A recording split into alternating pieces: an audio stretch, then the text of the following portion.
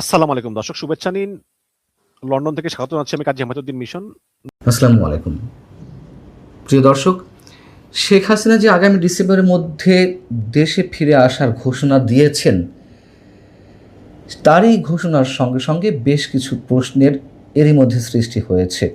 যেমন, তিনি যদি সত্যিই দেশে ফিরে আসতে চান, সেক্ষেত্রে দিল্লির ভূমিকা কী হবে, দিল্লির সিদ্ধান্ত কী হবে, বাংলাদেশ সরকারও বা এই মুহূর্তে কী চাইছে, তার ফিরে আসার ক্ষেত্রে সত্যি সত্যিই কোনো ধরনের সহযোগিতা, আইনগত সহযোগিতা করবে কিনা, তার ফিরে আসার ক্ষেত্রে আইনগত কোনো বাধা নেই বলে যেই কথাগুলো উল্লেখ করছেন ট্রাইব্যুনালের চিফ প্রসিকিউটর থেকে শুরু করে আরও অনেকে, আসলেই কি তাই? কোনো বাধা নেই?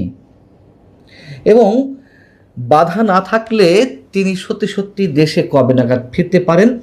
এসব প্রশ্নের উপর নির্ভর করছে দেশের আগামী দিনের রাজনীতি। খুব স্বাভাবিক, এ কথা আমরা বলতেই পারি। এখন মানবতা বিরোধী অপরাধ ট্রাইব্যুনালের chief prosecutor mister Aminul Islam কি জানালেন সাংবাদিকদের? যে শেখ হাসিনা দেশে ফিরে আসার ক্ষেত্রে কোনো আইনিগত বাধা নেই। আবার একই কথা বলছেন স্বতন্ত্র সংসদ সদস্য, আমাদের সবার পরিচিত মুখ, ব্যারিস্টার রুমিন ফারহানা। তিনি সাংবাদিকদের প্রশ্নের জবাবে বললেন যে শেখ হাসিনার দেশে ফিরে আসার ক্ষেত্রে অবশ্যই কোনো আইনগত বাধা নেই। তিনি দেশে ফিরবেন, আত্মসমর্পণ করবেন এবং জামিন চাইবেন। ফৌজদারি কার্যবিধির স্বাভাবিক যে আইনি প্রক্রিয়া রয়েছে সেটি অনুসরণ করবেন। তো তিনি দেশে এসে তো মামলা ফেস করবেনই। তিনি কি বলেছেন যে না, আমি ফ্রি লাইফ লিড করব, একেবারে মুক্তভাবে ঘোরাফেরা করব, রাজনীতি করব? নিশ্চয়ই তা নয়। তিনি অবশ্যই মামলাগুলো ফেস করবেন। কিন্তু এই যে বলা হচ্ছে যে তার দেশে ফিরে আসার ক্ষেত্রে কোনো বাধা নেই, আমি এটি ঠিক বুঝলাম না। মানে তিনি কি বৈধভাবে দেশে ঢুকতে পারবেন? কীভাবে সম্ভব? মানে এখন যে অবস্থায় তিনি রয়েছেন, কারণ শেখ হাসিনার কাছে বৈধ কোনো পাসপোর্ট এই মুহূর্তে নেই। তার তার নিজের সহ এবং পরিবারের অন্যান্য সদস্যদের কূটনৈতিক পাসপোর্ট সহ মোট 96টি পাসপোর্ট বাতিল এবং প্রত্যাহার করে নিয়েছিল ইউনূস সরকার। তাহলে তাকে আসতে হলে তো বৈধ পাসপোর্ট নিয়েই বাংলাদেশে ফিরতে হবে, সেই উপায় তো নেই। তাহলে কি করতে হবে? তাকে আবেদন করতে হবে ট্রাভেল পাসের জন্য। ভারতে বাংলাদেশের যে হাই কমিশন রয়েছে সেখানে তিনি আবেদন করবেন এবং সেক্ষেত্রে সরকারের সিদ্ধান্তের প্রয়োজন রয়েছে, সরকারের অনুমতির প্রয়োজন রয়েছে। তাহলে কেন এ কথা বলা হচ্ছে যে তার ফেরার ক্ষেত্রে কোনো আইনগত বাধা নেই? যদিও এই বক্তব্যটি দিয়েছেন চিফ প্রসিকিউটর আমিনুল ইসলাম, কিন্তু এখনো পর্যন্ত সরকারের পক্ষ থেকে কোনো ধরনের কোনো প্রতিক্রিয়া আমরা আনুষ্ঠানিকভাবে পাইনি। যদিও শেখ হাসিনা গত 2 মাস ধরে বলে আসছেন যে তিনি যে কোনো সময় দেশে ফিরবেন এবং একেবারে টাইম ফ্রেম বেঁধে দিয়ে স্পেসিফিক্যালি তিনি তো উল্লেখ করলেন যে এই বছর ডিসেম্বরের মধ্যে তিনি দেশে ফিরবেন। তারপরেও সরকারের পক্ষ থেকে কোনো ধরনের কোনো মন্তব্য আমরা এই পর্যন্ত পাইনি। আওয়ামী লীগের দাফন হয়ে গেছে, দাফন সম্পন্ন হয়েছে দিল্লিতে, আওয়ামী লীগ আর রাজনীতি ফেরার সুযোগ নেই, এ ধরনের অনেক বক্তব্য আমরা শুনেছি। খোদ জাতীয় সংসদে দাঁড়িয়ে স্বরাষ্ট্রমন্ত্রী বলেছেন। কিন্তু শেখ হাসিনা দেশে ফেরানোর ক্ষেত্রে তিনি যে ইচ্ছা পোষণ করেছেন সে সম্পর্কে একেবারে মুখে কুলুপ পেটে বসে থাকা হয়েছে। এমনকি গত 4 মাসে সরকার নতুন করে ভারত সরকারের কাছে কোনো প্রকার কোনো চিঠি দেয়নি। বর্তমান বিএনপি সরকার যা চিঠিপত্র দেওয়া হয়েছে ডক্টর ইউনূস সরকারের সময় দেওয়া হয়েছে, এই সরকারের সময় দ্বিপাক্ষিক আলোচনায় হাসিনা প্রত্যাবর্তনের বিষয়টি উত্থাপন করা হয়েছে প্রত্যর্পণ চুক্তির আওতায়। কিন্তু তারপরেও সেই বিষয়ে কোনো ধরনের কোনো লিখিত নথিপত্র বাংলাদেশ সরকারের পক্ষ থেকে, বর্তমান সরকারের পক্ষ থেকে দেওয়া হয়নি। তার মানে হচ্ছে শেখ হাসিনা ফিরে আসুক, এটি সরকার চায় না। মোটামুটি আমরা এই পর্যন্ত বলতে পারি, যদি সরকারের পক্ষ থেকে নতুন কোনো অগ্রগতি না হয়। এবং এর আগে অসংখ্যবার আমি বলেছি, ডক্টর ইউনূস সরকারের সময় থেকে বলে আসছি যে ইউনূস সরকারও চায় না শেখ হাসিনা ফেরত আসুক।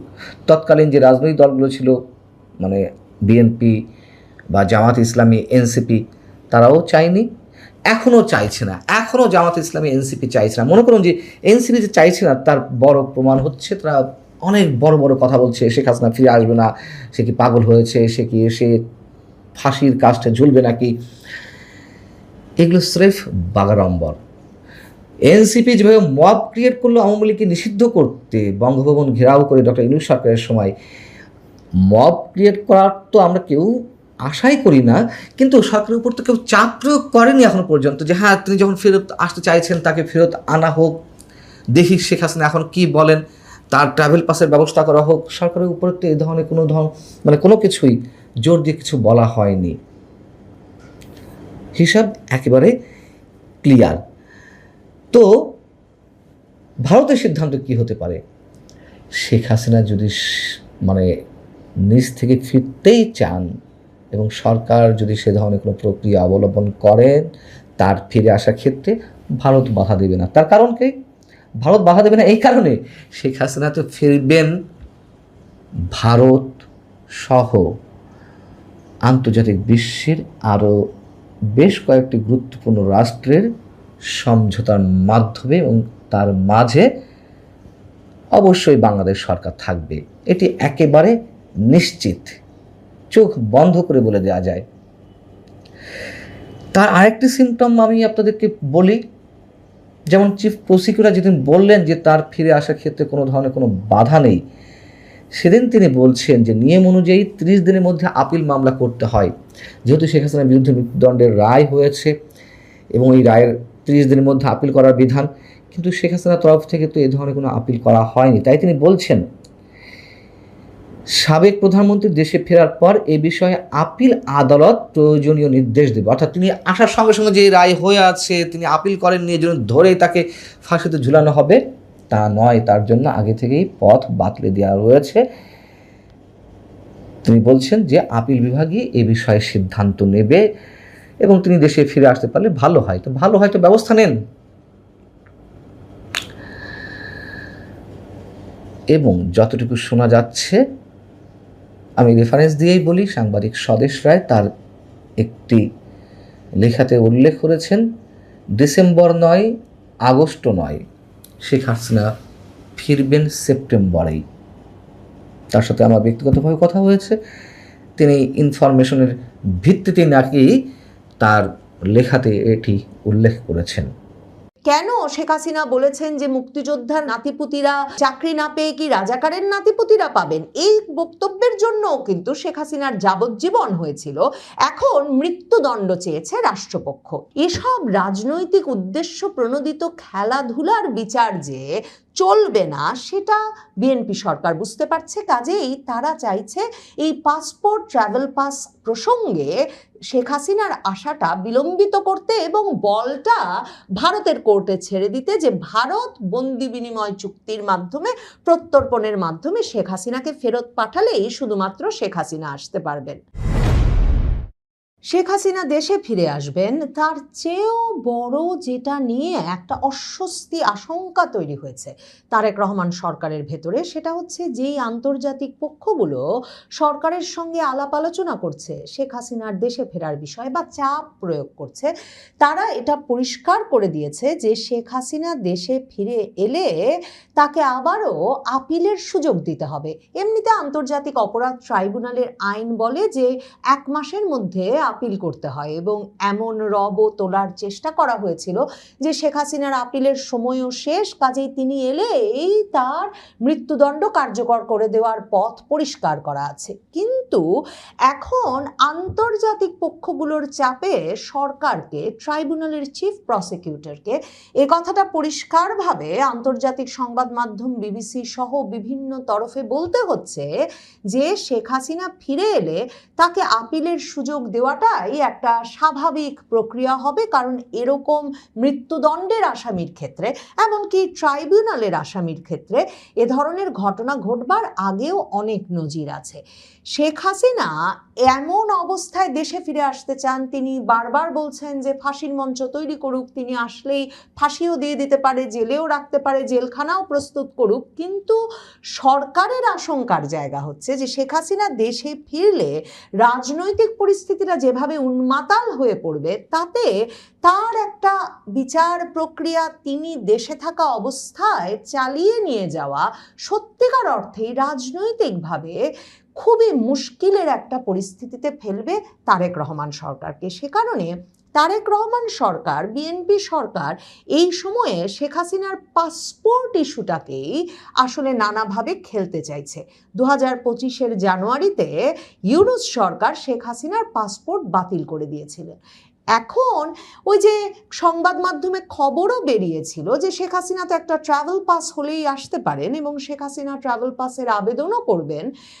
সরকার এই অবস্থানে একরকমের স্থির থাকছে যে এই মুহূর্তে শেখ হাসিনাকে পাসপোর্ট বা ট্রাভেল পাস কোনোটাই দিতে তারা প্রস্তুত নয়, এবং এই যুক্তি হিসেবে তারা উপস্থাপন করছে যে কই সালাউদ্দিন আহমেদের যখন 2023 সালে ভারতে সব মামলা মোকদ্দমা উঠে গেল, তখনও তো আওয়ামী লীগ সরকার তাকে ট্রাভেল পাস দেয় নাই। কিন্তু 2023 সালের জুনের প্রথম আলো, বাংলা ট্রিবিউন যে পত্রিকায় ঘাঁটেন, দেখবেন স্বয়ং সালাউদ্দিন আহমেদ নিজে বলেছেন যে আওয়ামী লীগ সরকার তাকে ট্রাভেল পাস দিয়েছে, 3 মাসের মধ্যে সেই পাস নিয়ে তার দেশে ফিরতে হবে। তবে সালাউদ্দিন আহমেদ ফেরেন নাই, তিনি শিলংয়ে বসেই সরকার বদলে কাজ করছিলেন তার নেতার সঙ্গে। কদিন আগেই তিনি সেটা স্বীকারও করেছেন এবং তিনি ফিরেছেন সরকার পতনের পর কয়েকদিনের মধ্যেই। এখন বিএনপি যুক্তি দিচ্ছে যে এই পাসপোর্ট বাতিল হয়ে যাওয়া এবং পাসপোর্ট না থাকার কারণে তাদের নেতা তারেক রহমানকে তো রীতিমতো রাজনৈতিক আশ্রয় প্রার্থনা করতে হয়েছিল ব্রিটিশ সরকারের কাছে। মানে 2018 সালে অবশেষে এসে মির্জা ফখরুল ইসলাম আলমগীর এই বিবিসি বাংলার কাছে স্বীকার করেছিলেন যে তাদের নেতা তারেক রহমান 2012 সালেই ব্রিটিশ পাসপোর্টের, ব্রিটিশ নাগরিকত্বের রাজনৈতিক আশ্রয়ের আবেদন করে ফেলেছেন, যেহেতু সরকার তাকে পাসপোর্ট ফেরত দেয় নাই। এরপর তো তারেক রহমান দেশে ফেরার আগেও বারবার এ নিয়ে অনেক আলোচনা হয়েছে যে তারেক রহমান কি ব্রিটিশ নাগরিক, তারেক রহমান কোন পাসপোর্ট নিয়ে চলাফেরা করেন, তার কি আদৌ ব্রিটিশ পাসপোর্ট হয়েছে। এসব প্রসঙ্গে নানা রকম আলোচনা, সন্দেহের মধ্যেই তারেক রহমান দেশেও ফিরেছেন, প্রধানমন্ত্রীও হয়েছেন এবং দেশে ফিরে দিনে দিনে জাতীয় নাগরিকত্ব কার্ড এবং ভোটার তালিকায় নিজের নাম উঠিয়েছেন।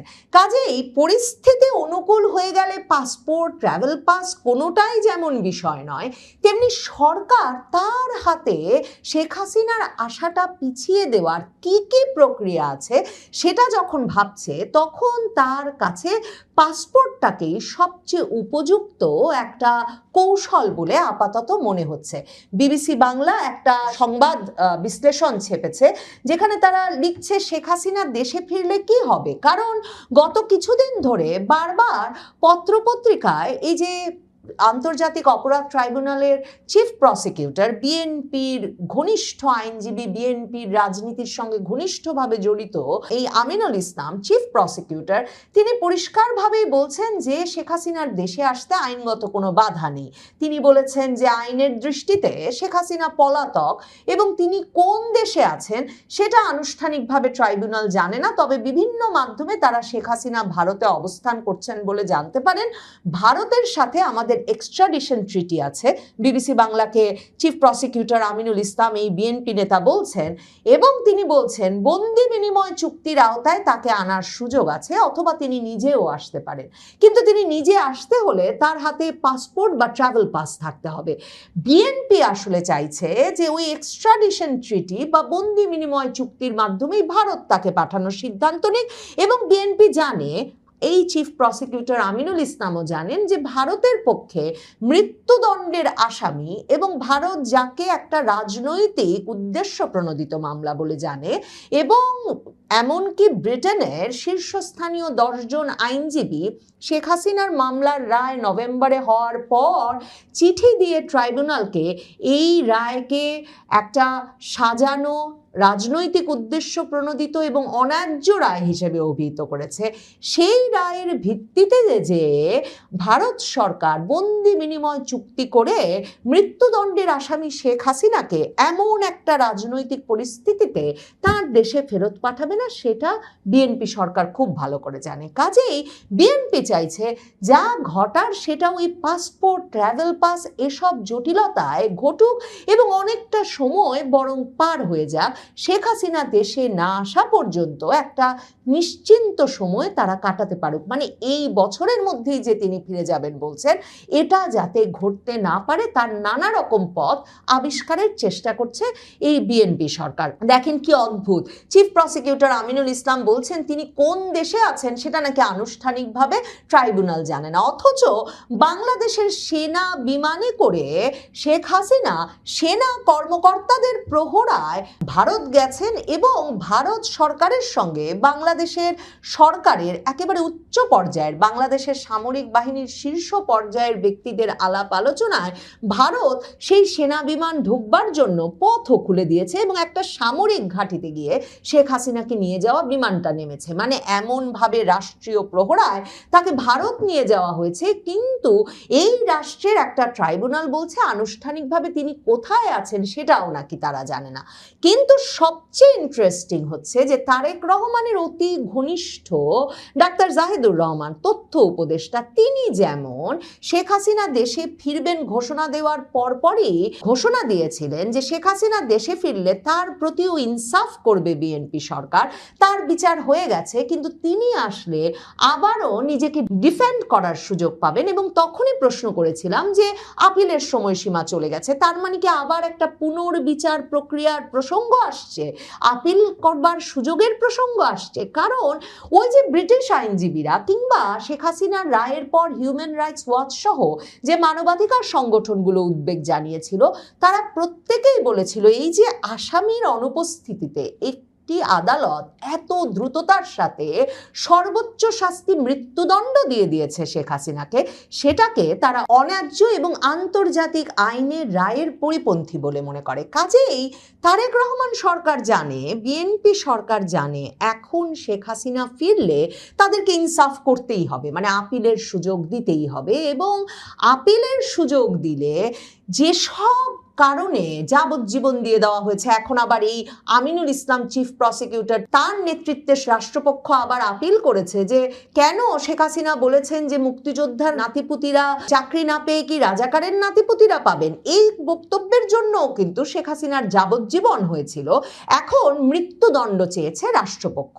এসব রাজনৈতিক উদ্দেশ্য প্রণোদিত খেলাধুলার বিচার যে চলবে না সেটা বিএনপি সরকার বুঝতে পারছে। কাজেই তারা চাইছে এই পাসপোর্ট, ট্রাভেল পাস প্রসঙ্গে শেখ হাসিনার আশাটা বিলম্বিত করতে এবং বলটা ভারতের কোর্টে ছেড়ে দিতে, যে ভারত বন্দি বিনিময় চুক্তির মাধ্যমে প্রত্যর্পণের মাধ্যমে শেখ হাসিনাকে ফেরত পাঠালেই শুধুমাত্র শেখ হাসিনা আসতে পারবেন। বিএনপি সরকার সবচেয়ে বড় যে কারণে ঠেকে গেছে সেটা হচ্ছে এই যে আন্তর্জাতিক অপরাধ ট্রাইব্যুনালেই মৃত্যুদণ্ডপ্রাপ্ত বাচ্চু রাজাকার আবুল কালাম আজাদ, তিনি 2013 সালে আন্তর্জাতিক অপরাধ ট্রাইব্যুনালে যুদ্ধাপরাধের দায়ে তার মৃত্যুদণ্ড হয়েছিল, ধর্ষণ, হত্যা সহ নানা রকম গুরুতর অপরাধে। সেই আবুল কালাম আজাদ বাচ্চু রাজাকার তারপর থেকেই উধাও ছিলেন, পুরো বিচার কার্যটার সময়ও তিনি উধাও ছিলেন। 2026 সালে তিনি এসে আদালতে আত্মসমর্পণের আবেদন করেন। এর আগে 2025 সালে তিনি তার সাজা স্থগিতের আবেদন করেছিলেন ইউনূস সরকারের কাছে, এবং যে আসামি পলাতক, যে আসামিকে বিচারের সময় কিংবা দণ্ডের পরে আর কোথাও খুঁজে পাওয়া যায় নাই, সে আসামির গায়েবী সাজা স্থগিতের আবেদনের ভিত্তিতেও কিন্তু ইউনূস সরকার বাচ্চু রাজাকার আবুল কালাম আজাদের সাজা স্থগিত করেছিল এবং 2026 জানুয়ারি জানুয়ারিতে আন্তর্জাতিক অপরাধ ট্রাইব্যুনালে হাজির হয়ে আবুল কালাম আজাদ ওরফে বাচ্চু রাজাকার আপিলের আবেদন করা মাত্র সেই আবেদন গ্রহণ করেন ট্রাইব্যুনাল। তার মানে এই যে আন্তর্জাতিক অপরাধ ট্রাইব্যুনাল আদালতে বাচ্চু রাজাকারের ঘটনার মাধ্যমে 1 মাসের মধ্যে নয়, মানে বহু বহু বছর পরে এসেও আপিল করতে পারার যে নজির সৃষ্টি হয়েছে, সেটা এখন সরাসরিভাবে বিপদগ্রস্ত করেছে বিএনপি সরকারকে। তাই চিফ প্রসিকিউটর আমিনুল ইসলামকে বলতে হচ্ছে বিবিসিকে যে যুদ্ধাপরাধ ট্রাইব্যুনালে দণ্ডিত 2-1 জন আপিল ফাইল করেছেন, সেখানে আমাদের আপিল বিভাগের সংবিধানের আর্টিকেল 104-এর আওতায় প্রিন্সিপাল অফ কমপ্লিট জাস্টিস, ওই নীতিতে অনেকের আপিল আদালত নিয়েছেন। কাজেই একজন পলাতক আসামি হিসেবে শেখ হাসিনা এলে তাকে অবশ্যই ট্রাইব্যুনালে সারেন্ডার করতে হবে, সারেন্ডার করে জেলেও যেতে হবে এবং সেখান থেকে তাকে আপিল ফাইল করতে হবে বা যে প্রক্রিয়ায় তিনি যেতে চান, সেক্ষেত্রে আপিল শুনানি সাপেক্ষেই কেবল পরবর্তী বিষয়ে সিদ্ধান্ত নেওয়া সম্ভব, তার আগে নয়। শীর্ষস্থানীয় আইনজীবীরা বলছেন, কোনো মামলায় মৃত্যুদণ্ডের রায় থাকলে দণ্ডিত ব্যক্তির বক্তব্য শোনার সুযোগ না দিয়ে দোষী সাব্যস্ত করা উচিত নয়। এটা ন্যায় বিচারের একটা মৌলিক নীতি, ন্যাচারাল জাস্টিসের প্রশ্ন।